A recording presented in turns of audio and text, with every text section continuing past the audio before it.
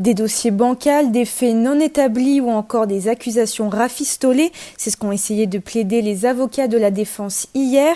Dans sa robe noire, maître Clémence Witt s'avance à la barre. Pendant près de 45 minutes, elle a défendu son client Christophe Rommel.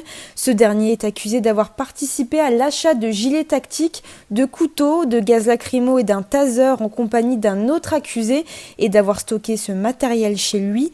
Il est le seul à comparaître libre sur un strapontin dans la salle d'audience près de ses avocates. Le parquet antiterroriste a requis contre lui 5 ans de prison pour association de malfaiteurs. Pour son avocate, Christophe Rommel a commis un délit, mais sans dépasser le périmètre du caractère terroriste.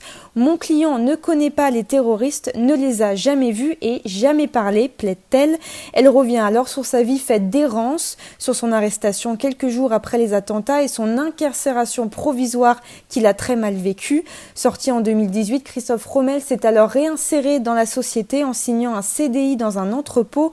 Mon client aspire maintenant à la stabilité, déclare son avocate. Durant le procès, par sa présence discrète, Christophe Rommel s'est vu répondre à seulement 5 questions en 9 semaines. Maître Clémence Witt dit ne pas comprendre les 5 ans de prison requis par le parquet. Mon client est coupable, mais d'avoir été le conducteur, l'accompagnateur, la petite main. Il veut sortir de la dynamique des quartiers qui lui a valu sa perte. L'angoisse d'être incarcéré est présente, plaide-t-elle. Pour le duo belge, les réquisitions sont plus lourdes, 15 ans de réclusion. Metin Karasular et Michel Catino sont accusés tous les deux d'avoir recherché des armes et de les avoir transportées pour le compte d'Amédi Koulibaly. Leurs avocats reconnaissent que leurs clients peuvent être poursuivis pour association de malfaiteurs, mais pas pour terrorisme. Maître Beryl Brown déclare « Dans ce dossier, il y a du vide et des absents. Cela a été prouvé que les armes que mon client a détenues n'ont pas été utilisées par les terroristes. » Pour la énième fois, les avocats ont pointé du doigt les zones d'ombre du dossier. Au parquet, on n'a pas de preuves, mais on a des idées, a-t-elle plaidé. Son client, Michel Catino, est le plus vieil accusé du procès et a passé son temps à dormir durant les audiences. Un point qu'elle montre à la cour. Regardez-le, il n'y a pas de haine chez lui et pas beaucoup d'émotions, il faut le dire. Selon elle, son client est juste animé par le jeu et par un petit billet de temps en temps.